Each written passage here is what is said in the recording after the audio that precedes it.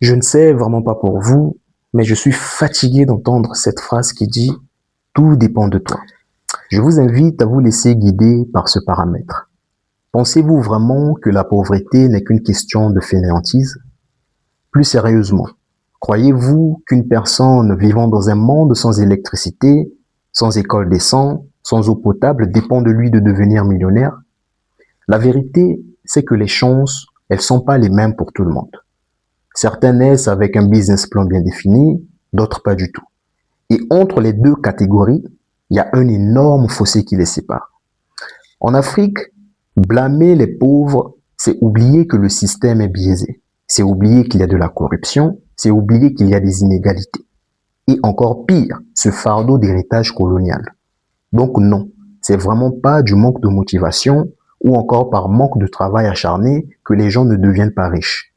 Pour ceux qui réussissent, loin de moi l'idée de dire qu'ils ne travaillent pas. Mais rappelez-vous du facteur chance. Pas la chance de ramasser 1 million de dollars ou de gagner le jackpot dans les paris sportifs.